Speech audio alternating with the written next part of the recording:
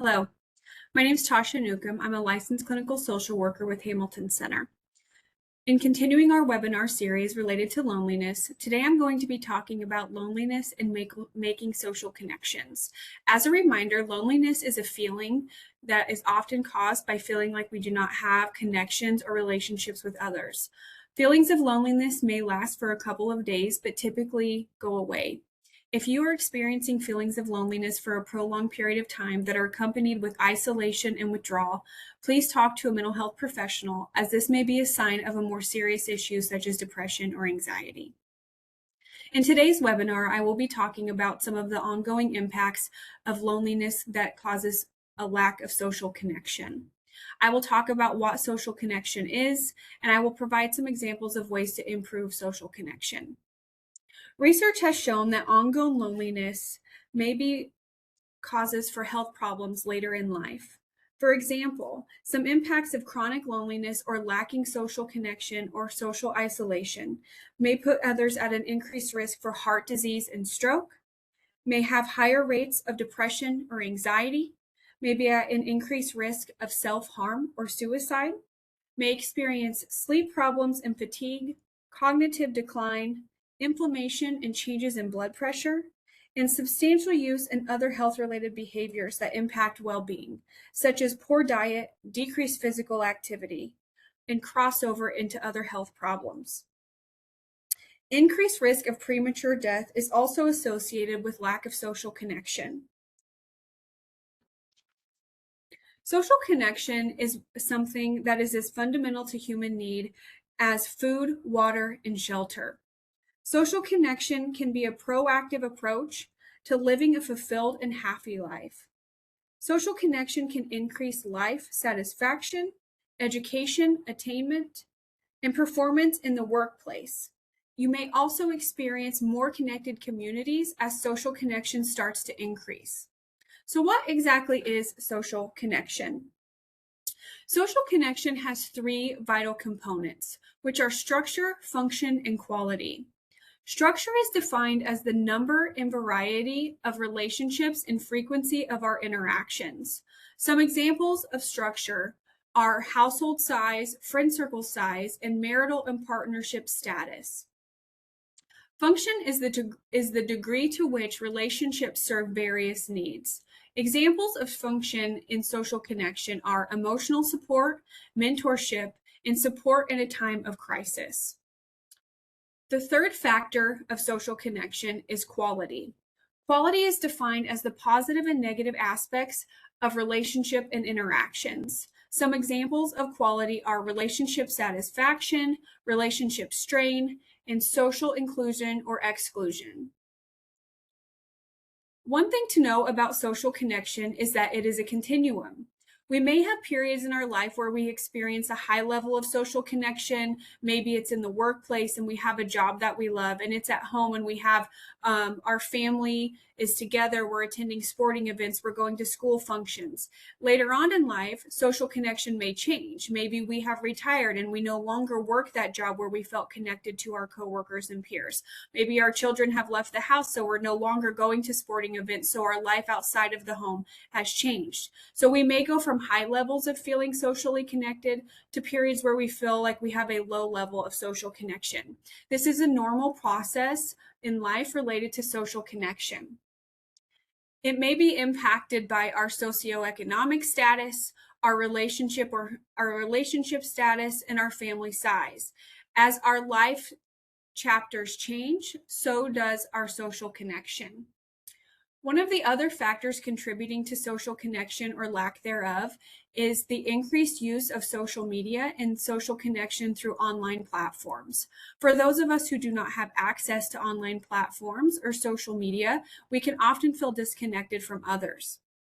This is something we have seen in the United States that has progressively increased since 2020, specifically when the pandemic hit, and forms of social connection shifted from in-person to online platforms. Another impact of lack of social connection is the decrease of clubs in local communities. So clubs, maybe religious activities or events, those have been on the decline in the United States since the 1970s. And so there is work to be done in local communities in increasing the offering of clubs, support groups, and recreation activities. There are several ways that people can work to increase their social connection within their community and within their home. One of the things to look for when looking for social connection is to find things that increase positive well-being in relationships with others. While not all social connections will result in strong relationships, it will increase the interactions with others. There are several steps that can be taken to help individuals increase a feeling of social connection. The first one is to understand the power of social connection and the consequences of social disconnection. So you can learn the vital components of structure, function, and quality, and how those things impact your relationship, your health, and your well-being. Understanding what social connection is the first step in improving our connections with others. The next thing you can do is to invest time in nurturing your relationships. You can do this through consistent, frequent, and high-quality engagement with others. Take time each day to reach out to a family member or a friend. Minimize distractions during your conversation. Don't check your phone during meals with friends, important conversations, or family time. Be present in the conversation, in the interaction. Repeat back to others what you are hearing them say so that they know you are listening. Seek out opportunities to serve and support others. You can do this by helping your family, your friends, your coworkers, or even by strangers in your community. You can participate in community service. Another way to increase social connection is to be responsive, supportive, and to practice gratitude. As we practice these behaviors, others are more likely to reciprocate, strengthening our social bonds, which then improves relationship satisfaction and builds social capital. Actively engage with people of different background and experiences. This helps expand your understanding of relationships with others and gives the benefit associated with diverse connections. Getting to know other people and learning about their experiences and having them see your interest helps build social relationships. Participate in social and community groups. Some examples of these may be fitness groups, religious groups, finding a group with shared hobbies, professional groups, and community service organization. This helps fosters a sense of belonging, meaning, and purpose. The next thing you can do to increase social connection is to reduce practices that lead to feelings of disconnection from others. This includes harmful and excessive social media use, time spent in unhealthy relationships, and disproportionate time in front of screens instead of people. This highlights what I spoke about earlier in regards to the increase in social media and online platforms that we have seen over the last several years. This takes away the personal component of interactions that we experience when we are face-to-face with others. While using the phone or social media is good if that is your only means of connection, it is important to increase and try to harness those in-person social interactions.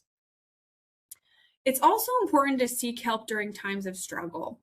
If you're experiencing loneliness or isolation, reaching out to a family member, friend, mental health provider, or a 988 crisis line can help alleviate those feelings and, as I said previously, help to determine if you are experiencing more than just loneliness.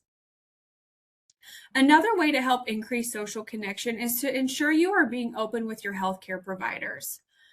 Let them know about significant social changes in your life. This may help them to understand potential health impacts and guide them to provide recommendations to help mitigate health risks. As I identified earlier, lack of social connection has been tied to increased risk of heart rate and stroke, higher rates of depression and anxiety, increased risk of suicide and self-harm, sleep problems and fatigue, cognitive decline, inflammation and changes in blood pressure, and substance use and other related mental health problems. Another way to help increase social connection is to make time for civic engagement. This could include being a positive and constructive participant in political discourse and gatherings. So maybe you participate in town halls, school board meetings, or local government hearings. Most communities have city council meetings or commissioner meetings that are open to the public. This helps you stay connected to others through positive causes in your community that you are passionate about. It also may help you to identify others in your community who have the same values and beliefs as you and help you become more involved with clubs or other things going on in your community. One of the next thing you can do is reflect the core values of connection and how you approach others in conversation and through the actions that you take.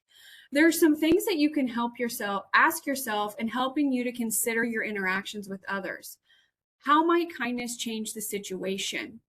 What would it look like to treat others with respect?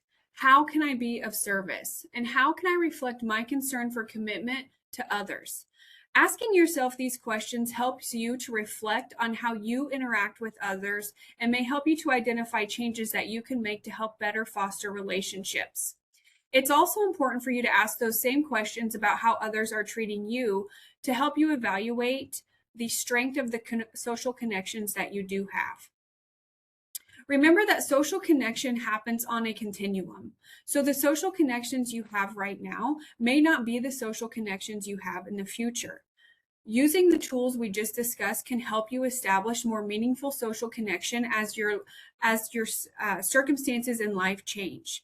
While we may have constant relationships throughout the span of our life, based on our work habits, our educational habits, our family size and structure, and the structure of our household, our social connections change. It's important to evaluate our social connections as time goes on so that we can ensure they are healthy and meaningful social connections. It's also important to know that social connections come in different shapes and sizes. So we may have social connections with long-term friends or partners. We may have social connections with peer groups at work or at school. We may have social connections because we are involved with different groups or organizations in our community. And while they may all be different from one another, how we interact in those social connections is important. Making sure you're checking your presence when you are having conversations, avoiding phone use. It is also important to remember that if you are experiencing a lack of social connection, that is increasing anxiety, it is increasing depression, or increasing symptoms of either of those things, it is important, again, to speak to a healthcare professional. One of the best ways to get involved and find social connections is to look for groups in your community. Are there events happening that you could get involved in? Your local library oftentimes has a lot of resources about events in the community. Libraries can also be a good place to go to meet others with similar interests. Libraries often offer free activities for the community. Sometimes financial strain is a reason people experience social connection. So going to some place like the library or a community center that offers free programming, free groups you can participate in is a good way to meet others who may have similar interests to you. As always, if you are experiencing increased loneliness, you can always reach out. 988 was mentioned. Hamilton Center also has a 1-800 number and a 24-hour crisis hotline that is 812-231-8204. Thank you.